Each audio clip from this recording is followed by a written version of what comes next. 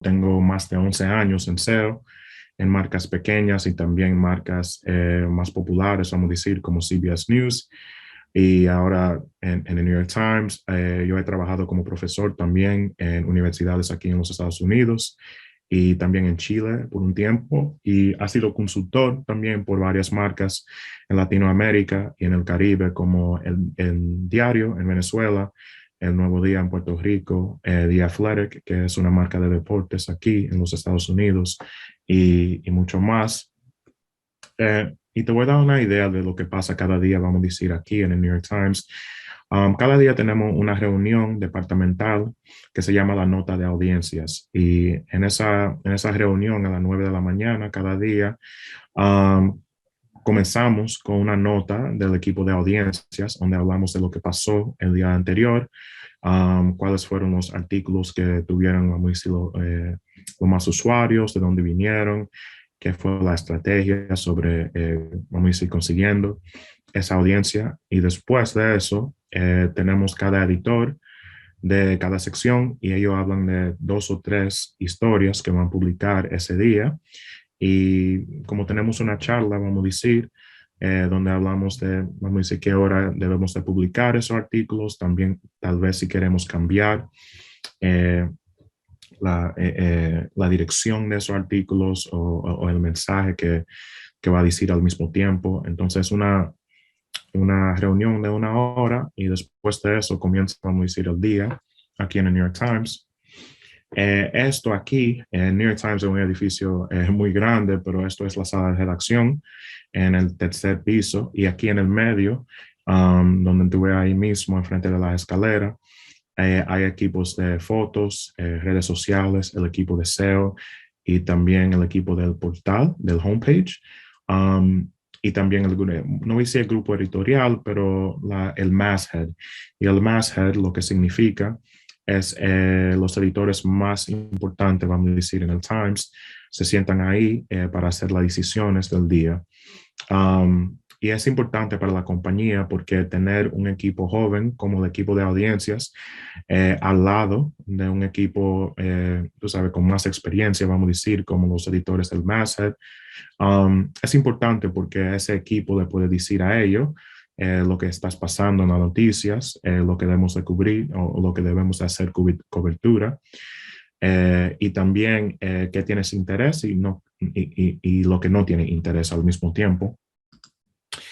¿Cómo manejamos el SEO en el diario? Entonces tenemos un programa que se llama Slack, que muchas organizaciones usan cada día, y ahí tenemos un canal de SEO donde el equipo, bueno, donde los editores entran cada día y nos hacen preguntas sobre los artículos que van a publicar o artículos al mismo tiempo que han publicado y quieren ver más audiencia que llega a esos artículos porque tal vez no tienen posicionamiento, vamos a decir, en la búsqueda, o anterior, si quieren que al mismo tiempo le demos un titular, un URL y también como si le damos un consejo sobre cómo el artículo está formado en ese tiempo. Y para enseñarte un ejemplo del canal de Slack de nosotros, este es el canal aquí mismo. Y aquí tenemos muchísimos canales en el Slack de diferentes cosas. Y aquí tú puedes ver, por ejemplo, el canal del equipo de SEO, donde hablamos nosotros sobre lo que está pasando. Después tenemos un canal privado también sobre donde hablamos sobre los eventos del día. Y después aquí es el canal donde yo te dije, la mayoría de la redacción entra a conseguir, vamos a decir, recomendaciones sobre los artículos que estamos publicando. Aquí, por ejemplo, tú puedes ver que tenemos una historia de Starbucks y Kevin McKenna, quien es un editor aquí en el Times del lado de business, nos preguntó por recomendaciones sobre esta historia. Y ahí uno de los editores en el equipo, Ryan, le habla sobre el URL, también el titular, y piensa que debe de mover bueno, no piensa, dijo que el titular y el URL estás bien, Y ahí también Kevin compartió una historia previa que publicaron en el mismo tema sobre Starbucks y Buffalo. Entonces ahí tú puedes ver una conversación del equipo SEO con el lado editorial. Y después al mismo tiempo tenemos un canal de Slack que se llama Señales, y en ese canal de Slack que se llama Señales, ahí ponemos artículos que están trending en las noticias cada día, y ahí cada editor de las secciones estás, vamos a decir, encargado de entrar a esos canales a hablar, bueno, no a hablar, pero a ver lo que estás pasando en las noticias, cuáles artículos están trending en su sección, por ejemplo, aunque sea science o deportes o políticas. Y ahí pueden ver sin, vamos a decir, contactar el equipo de SEO, lo que estás pasando en las noticias. Y después tenemos algo que se llama el Breaking News Hub, que es un canal donde hablamos sobre noticias que es noticias, vamos a decir, importante, que es breaking news como un terremoto, algo que pasó de política, lo que pasó el año pasado como con Kobe Bryant, por ejemplo, cosas sobre coronavirus. Y ahí hablamos sobre publicando un artículo rápido, si estás confirmado, y ahí los equipos pueden hablar sobre cuál sección lo va a escribir, porque tenemos una sección que se llama Express, que es una sección de la redacción que escribe rápido, vamos a decir. Entonces, cuando hay noticias de última hora, ellos están encargados de publicar una historia rápida. ¿Y cuál es la función del equipo de SEO en el New York Times? Bueno, planificamos para las historias del día. Entonces, nosotros publicamos, o la redacción publica, vamos a decir, como 170 artículos cada día, y esto es un programa que usamos que se llama Maelstrom, donde es como un programa donde podemos poner todo en un sitio como equipo de SEO, y tú puedes ver aquí mismo que hasta ahora, el día, tú sabes, se acaba a las 12, pero publicamos 151 artículos. Y lo que pasa cada día es que el equipo de SEO le pone vamos a decir, un checkmark a los artículos que van a optimizar. Y elegimos esos artículos dependiendo si están trending, al mismo tiempo si están en las noticias, si es algo importante, como política o, tú sabes, temas que siempre estamos haciendo cobertura sobre ello. Y después tenemos un view que se llama Stories, que están prioritized, y ahí tú puedes ver todas las historias que hemos optimizado. Una persona en el equipo que se llama Nia, uno que se llama Ryan y los restos. Y ahí tú puedes ver todos los artículos que optimizaron y que hicieron en esos artículos, como cambiaron titulares, cambiaron URLs, hicieron enlaces internos. Entonces ahí mismo es a donde nosotros programamos, tú sabes, lo que ha pasado ese día. Y el equipo de SEO también planifica sobre eventos grandes como los Grammys, los Emmys, el Super Bowl. Ofrecemos recomendaciones sobre titulares, y también dónde deben de poner una palabra, si es un keyword, por ejemplo. Hacemos mucho análisis en tiempo real sobre eventos, como hoy se murió Colin Powell de coronavirus. Entonces eso fue noticias muy importante para nosotros, y hacemos un análisis sobre cuáles eran los competidores que tenían posicionamiento en la búsqueda y que hicieron bien y que nosotros hicimos bien, y también en lo que debemos de mejorar, vamos a decir. Hacemos entrenamiento sobre SEO para que la redacción entera lo entiendan mucho más mejor. Diariamente, tú sabes, analizamos los competidores como CNN, el Washington Post, The Guardian, y eso es importante para nosotros. Y también los otros trabajos en el New York Times, y esto donde voy a terminar, porque quiero dejar tiempo para preguntas. Tenemos un equipo de redes sociales. El equipo de SEO, por ejemplo, solamente son 8 personas ahora mismo, pero el equipo de redes son tal vez como 20 o 25.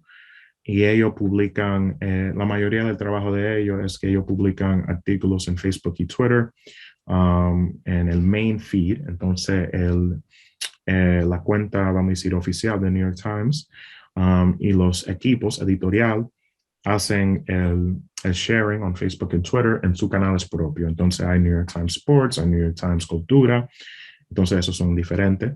El equipo de la página principal, eso es el homepage, eso es un equipo grande también que no solamente está en Nueva York, pero también está en Londres y también están en Hong Kong. Y ellos usan Sharpie para informar lo que está funcionando bien y también al mismo tiempo lo que no está funcionando en el portal. Y también tenemos equipos de plataforma que se enfocan, vamos a decir, eh, en apps como Reddit, LinkedIn, WhatsApp y otros, para ver cómo podemos, vamos a decir, tener una presencia en esas áreas también. Y eso es todo. Por ahora quiero abrirlo para cualquier pregunta que ustedes tienen sobre SEO y editorial aquí en el New York Times y el trabajo mío. Thank you, Mr. Cabrera, for the presentation. Starting now, all the participants can ask questions in English or Spanish. Only the person asking can turn on their camera and microphone and introduce themselves. Please raise your virtual hand and Professor Annie Perez will make the list. My first question, Mr. Cabrera, would be how do you think videography and audiovisual content is changing the shape of journalism nowadays? So how video and audiovisual content is shaping journalism nowadays? You want me to answer in English? I can answer in English. Yeah.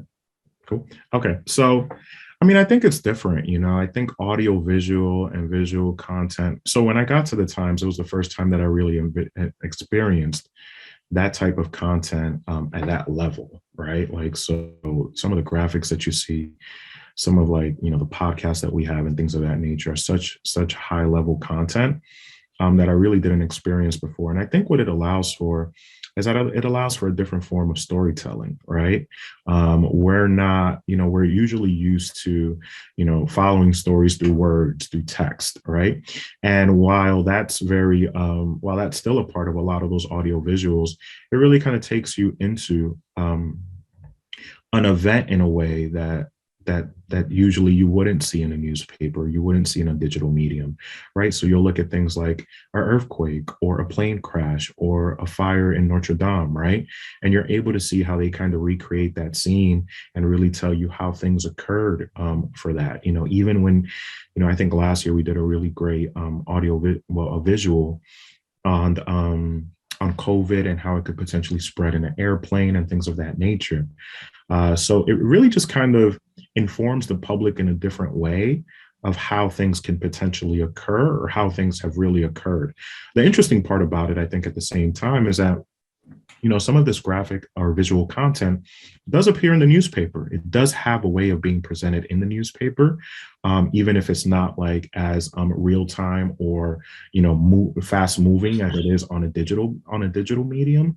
So I do think it's important to just kind of have that different approach of storytelling, because it allows for more people to enter journalism that may have not entered journalism in the past, right? When you think of journalism traditionally, you think of photo editors, you think of editors, and you think of reporters. Now you have individuals who are coders or graphic designers and have so many different experiences that weren't traditionally journalist experiences, but now they do have them, and now they're able to kind of gain jobs in this space.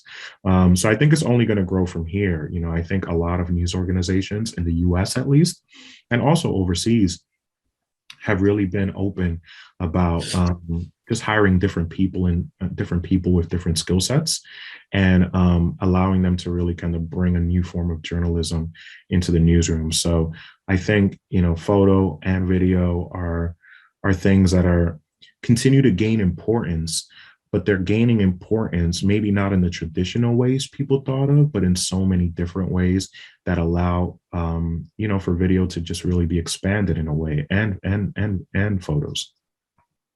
Great, thank you. You're welcome. Well, Mr. Cabrera, I have a question too. What tools do you recommend for small media that cannot develop their own algorithm? So what tools that I recommend? I think tools that are important. So you said tools that that small media can use that maybe aren't like expensive, for example. Okay. I think Google Trends is one of the tools that we use on a consistent basis that really allows us to really kind of see everything that's happening in the news on a daily basis.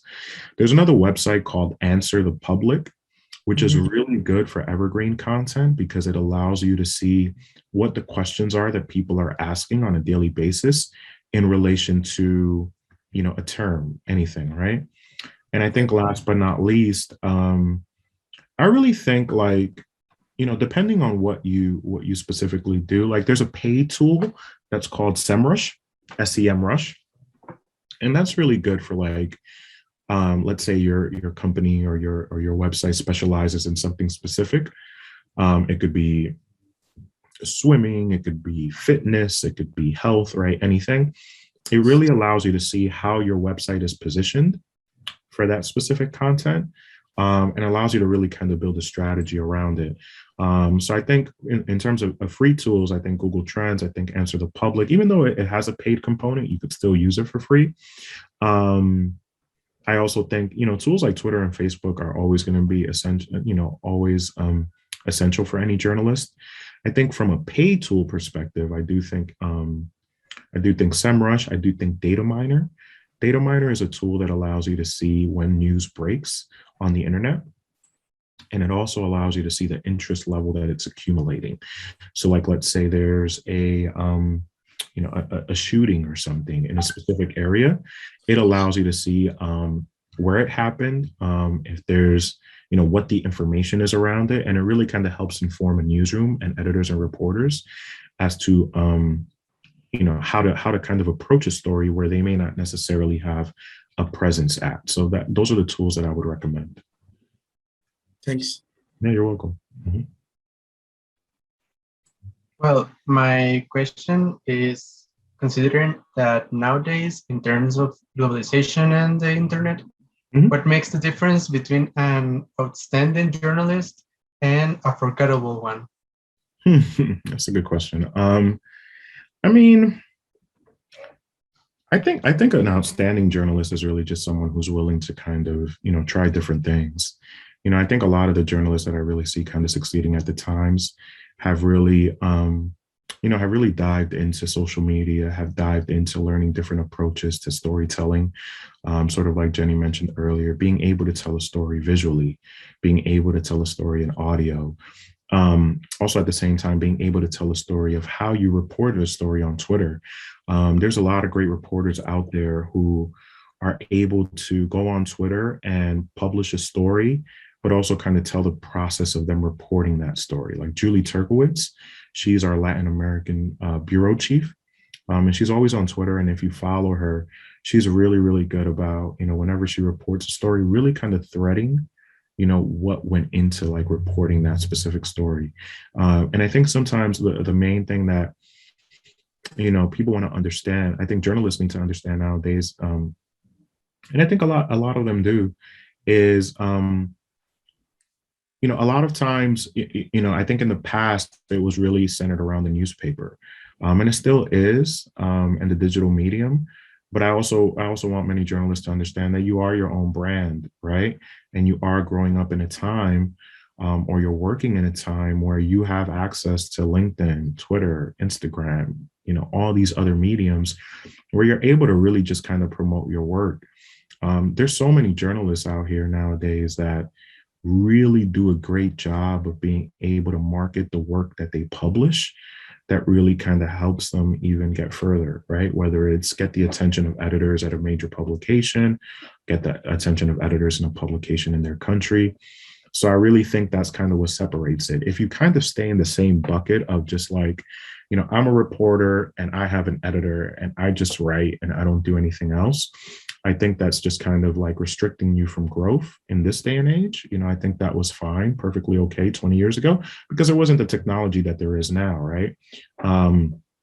But, you know, a lot of the journalists that you see really succeeding now are ones that even have, you know, their own Substacks, right? Have their own like subscriptions on different platforms. So it just shows like the level of like individual importance or branding journalism has kind of taken in the last 5 to 10 years, I would say. Another question that is kind of linked to what you just said is how would you recommend like growing kind of like our brand, like with things like hashtags, and how would we go about doing that? Yeah, I think it depends on the form of storytelling that you're into, right? I think if you're a photographer, it's going to be really important to use tools like Instagram and use tools like Twitter at the same time to really kind of promote your work. I think if you're a reporter, you can use all those tools at the same time, right?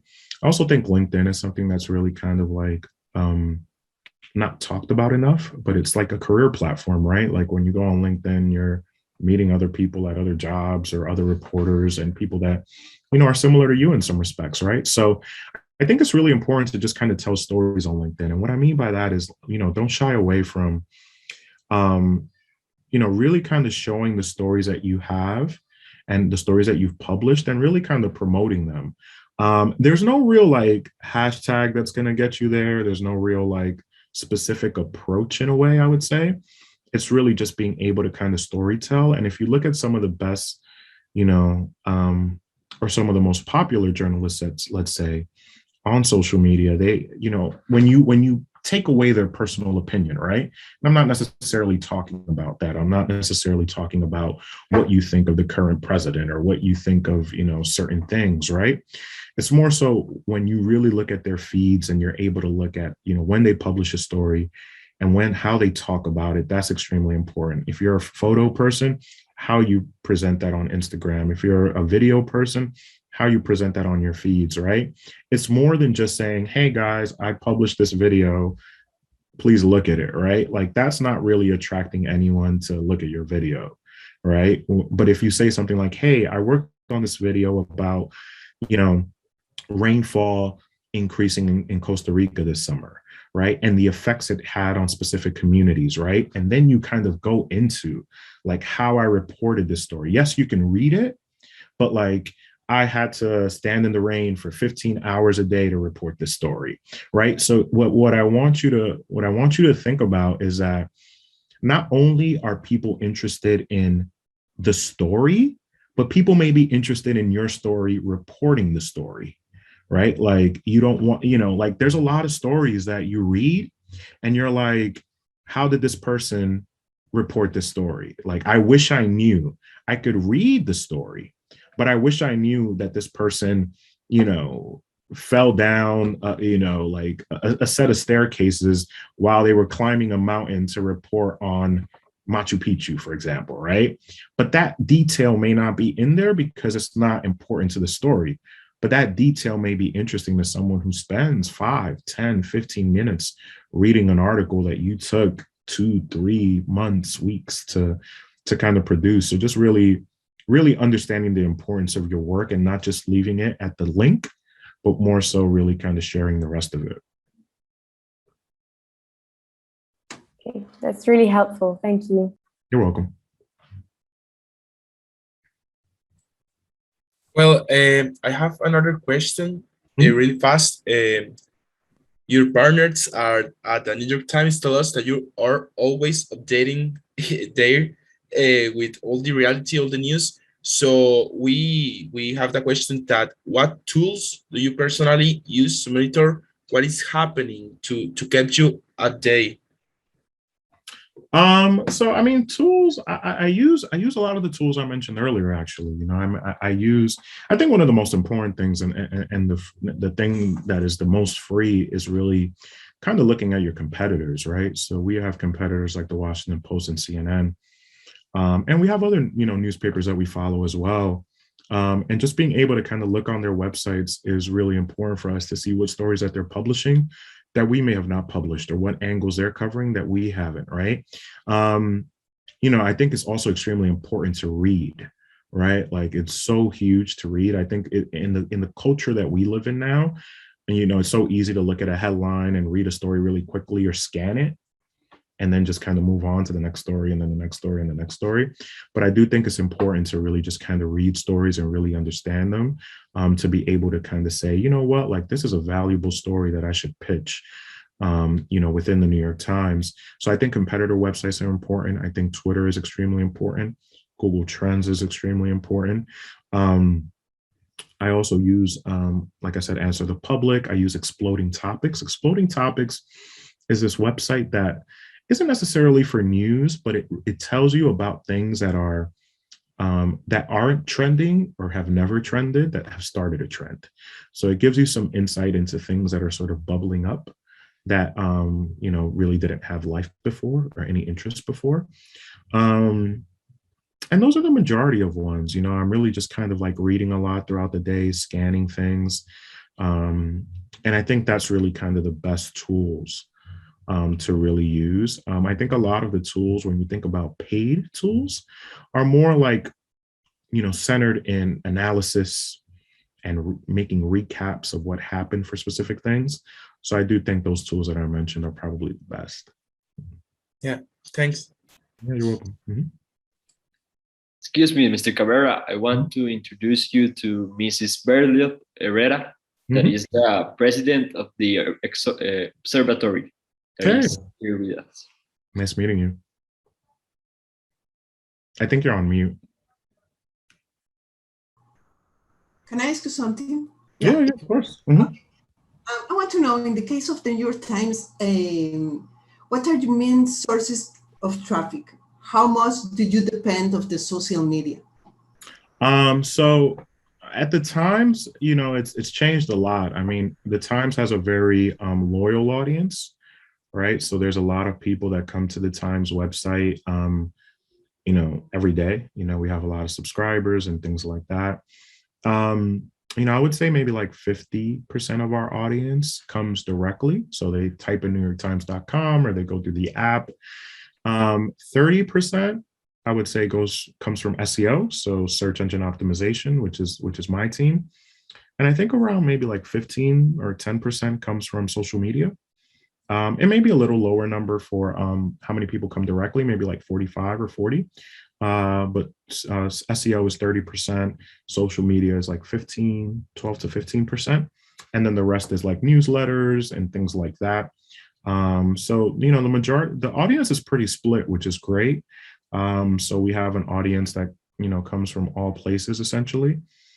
So yeah, you know, all the teams are obviously working really hard every day, but that's the breakdown of audience. The majority of, I would say 75 to 80% are from the US, and then 25% are international. So, and I think the majority of international is like Europe, and then it's sort of split between like Asia, Latin America, Africa, for example. So that's the breakdown, I would say. Mm-hmm.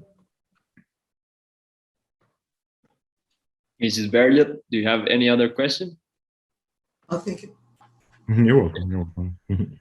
Now we have Mr. Alejandro Umaña that has a question. Sure. Hello. Good night, Mr. Cabrera. Thank you very much for your time. May I ask, what criteria do you have for recommending words and headlines? Yeah. What are you based on? Also, do you have any supporting apps, maybe a bot that selects the best headline between two options? ¿Qué criterios tienen para recomendar palabras y titulares? ¿En qué se basan? Y si además tienen alguna app de apoyo, como un bot que seleccione el mejor titular entre dos opciones. Gracias. Thank you. Sí, bueno, por ahora no tenemos un app, por ejemplo, que hace esas recomendaciones. Vamos a decir, lo que tenemos en el homepage, en el portal, es algo que se llama Chartbeat, que podemos hacer A/B testing. Entonces, cuando tú ves un titular en la página principal, lo que podemos hacer es poner ese titular y poner uno diferente y ver cuál titular tiene más click-through. Entonces, cuál es más, vamos a decir, interesante o engaging para la audiencia. Después de eso, para titulares de SEO, por ejemplo, no tenemos una herramienta, vamos a decir, que usamos cada día. Lo que usamos nosotros es, tú sabes, la experiencia que tenemos nosotros en la área de SEO. Y cuando viene un artículo, por ejemplo, lo analizamos y decimos, bueno, yo pienso que debemos de cambiar el titular o debemos de poner esta palabra más para el frente del titular que más para el fin, vamos a decir. Y en la mayoría de los estudios que hemos hecho, nosotros vemos que la mayoría del tiempo tener un keyword o un término importante en las primeros cuatro palabras de un titular, no voy a decir que es un guarantee o garantiza que el artículo se va a posicionar, pero ayuda en ese posicionamiento en las posiciones, vamos a decir, 1, 2, 3 en el carrusel de Google. Y sí, bueno, el equipo de SEO, por ejemplo, tiene un entrenamiento cada mes o no entrenan cada mes en titulares. Entonces es importante para nosotros aprender a hacerlos y también con ese entrenamiento podemos cambiar cada titular o podemos cambiar titulares, tú sabes, los artículos que tenemos cada día, vamos a decir. No usamos una herramienta, pero la herramienta que usamos más que otro es A/B testing para la página principal. Thank you very much. Gracias. Sure. There's a question from one of my classmates whose mic is currently not working, so I'm going to ask it for him. Yeah, of course. The question is the following: which is the role and what is the value of professional journalism in social media, considering that in seconds the audience has access to many kinds of different sources and opinions, and most of the time some are misinformation? Yeah, I mean, I think it's tough with misinfo, right? With misinformation, it's something that social media websites have had a lot of trouble really kind of managing, right? You've seen it with the election, you've seen it with COVID, you've seen it even before then, right? And I think at the same time, you have a lot of publications and you have random pages that really kind of invest in really, propagating, I would say, news that isn't real, right? I think it's still very important for journalists to really kind of speak to their reporting, right? I think, the rise of misinformation is something that journalists as a whole, right, can't necessarily stop, right? We don't work at these social media platforms. So all we can do is really report the facts and what the truth is.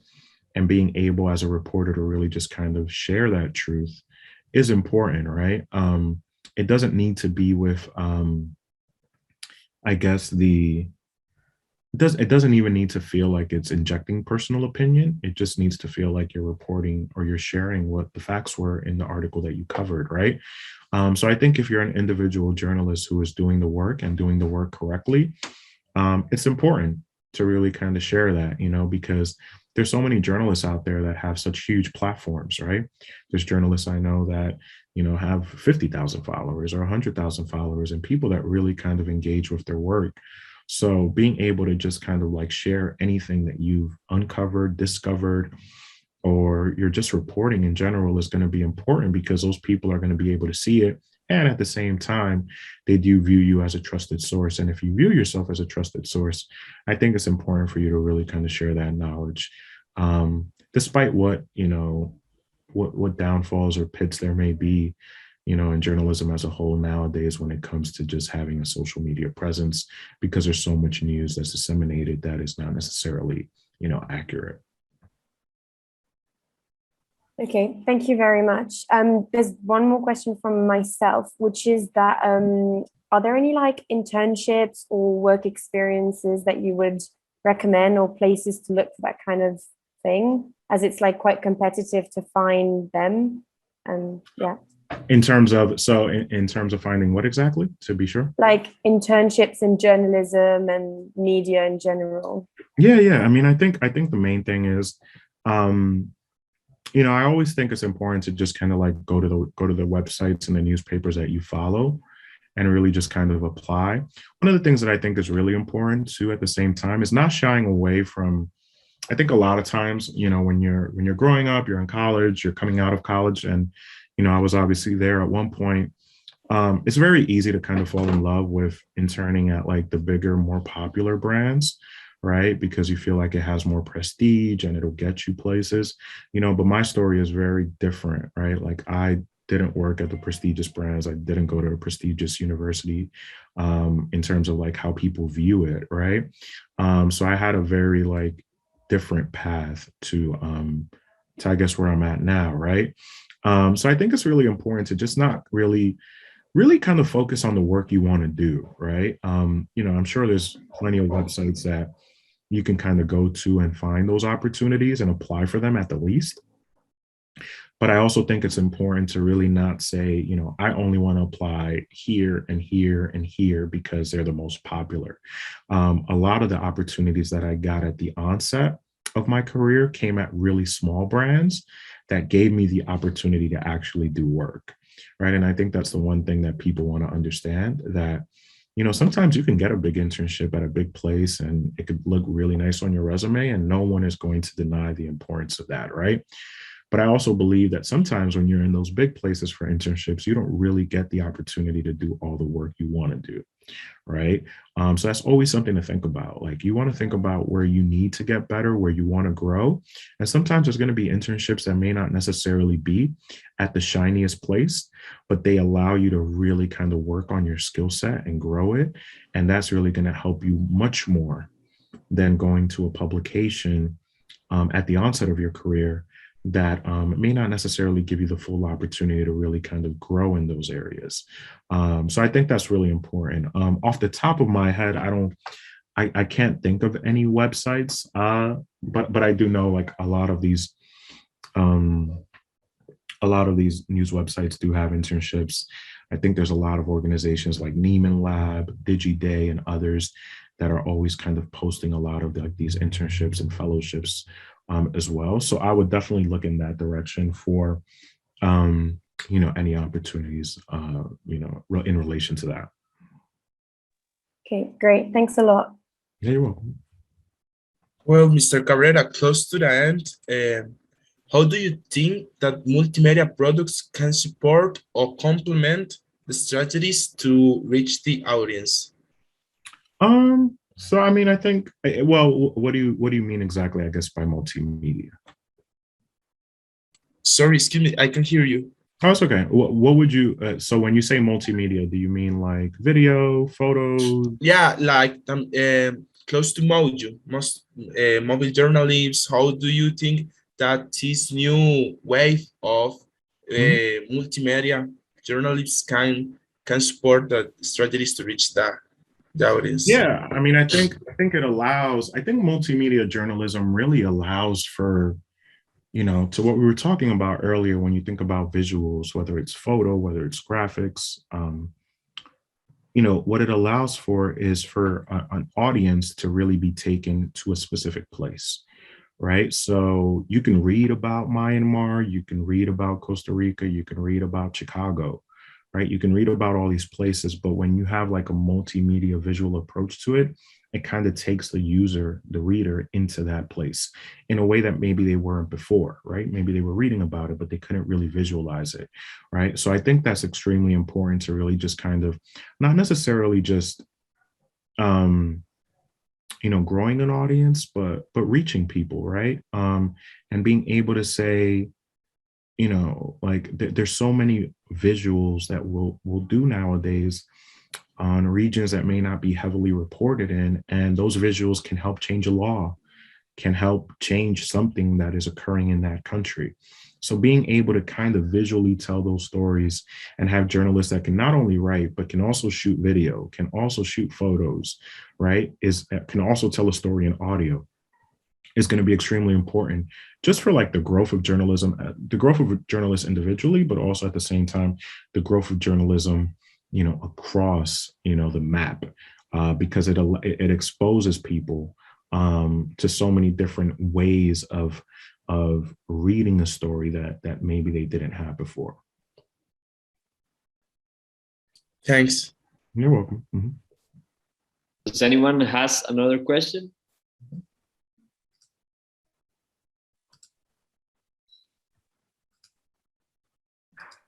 Yes, I got one. The last one, very, very quick. Mr. Cabrera, the New York Times must adapt to its audience, or should the audience should adapt to the New York Times? I think the Times has to adapt to its audience, right? I mean, I think, the important thing of our audience, there's things that we do that I think are really key. Like sometimes we'll do things that are called call outs, right? And call outs, what they is if something is specifically happening in a place, right? Like let's say the wildfires in California, we do a call out to our audience to kind of talk to us about their experiences. And in those experiences that they share with us, we're able to create new content based on the information that they're giving us, right? So we're able to basically go directly to the source and say like, hey, what is happening there that we haven't covered yet, right? So I think it's extremely important to really just kind of, talk to those audiences, because it's very easy to have a relationship where they just come in and out, and you never really kind of talk with them. Like even our audio platform, we have a ton of podcasts. I think we're opening up a space for people to really just kind of test podcasts with us to tell us what works and what doesn't. So really being able to just kind of talk to the audience more and make them feel like they're important, right? We have to remember that a lot of these audience members are paying for Times journalism, right? So they pay $10 or $15 a month, right? So when you have a person that's pretty much saying like, I feel the journalism that you produce as a company on a daily basis is worth my money, I think it's incumbent on you as a company to really make sure that you speak to them and understand what's working and what's not working for them as well. Does that necessarily mean that you're going to do everything they say? No, but opening that line of conversation is extremely important to making a person feel like like they're valued versus a number, right? When a person feels valued in these cases, they feel like you're talking to them. When they feel like a number, that just means that you're really not talking to them. Thank you. You're welcome. Mm-hmm. Mr. Cabrera, I also have a question for you. Mm-hmm. How realistic is for a Costa Rican journalist to get to a place like the New York Times? Oh, it's 100% realistic. I mean, I think every place is going to have its challenges, right? I think every place has its challenges. I think at the same time, I know of freelancers in Costa Rica that when something happens in Costa Rica, the Times contacts them, right? They contact people who they trust, people who they've worked with. So it's 100% possible, whether it's as a freelancer or whether it's, having the opportunity to move to the United States and potentially work here or apply here for a job or at any other media company. So I think it's totally doable. I think the main thing at the end of the day is really just, I think the Times, what they really look for is just good journalists, right? And at core for them, what that means is good writers. Right? If everything else comes with it, if like you have a presence on social media, if you know how to shoot video, if you know how to shoot photos, that's sort of like icing on the cake, right? That's sort of like, wow, like we already like this person because he or she is a great journalist, but we didn't realize that they have other skills as well that can really accentuate or not accentuate, but amplify who they are as a journalist. So I do think it's totally possible. And like what I mentioned earlier, you really just want to focus on what can really help you build your skills and grow your skills. You never want to shy away from pitching an organization. Like, you don't necessarily have to, your first opportunity at the Times doesn't have to be you working there. It could be you pitching an idea about something happening in Costa Rica, in Panama, in another place in that region, right? So you always want to think about like what you think is a cool story idea and pitch ideas. And if you get rejected, we all get rejected. I get rejected, I get rejected every day. So, it's important to understand that,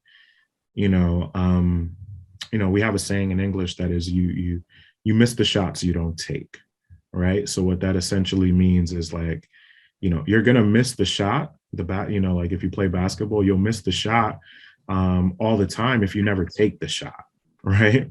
So it's important to just kind of, understand that, there's gonna be hiccups, there's gonna be, roadblocks, there's gonna be a ton of different things, but that shouldn't deter you from really just, trying to, share whatever good journalism you feel is out there. Thank you, Mr. Cabrera. Any other question? You're welcome. Okay, I think that's it. Thank you very much, Mr. Claudio Cabrera, Deputy Audience Director of the New York Times, for sharing your vision on the challenges and actions required by the journalism industry. Yeah, no, absolutely. Thank you guys. I really appreciate the opportunity. I had a really good time. You guys had really great questions. And if you ever want to reach out to me, I'm on Twitter. You can, message me. I'm on LinkedIn. If you have any other questions or need any guidance, I'm more than happy to help in any way I can. Perfect. Thank you for your time. Yeah, no worries. Thank you guys. I appreciate it. Goodbye. All right. Thank you. Thank you.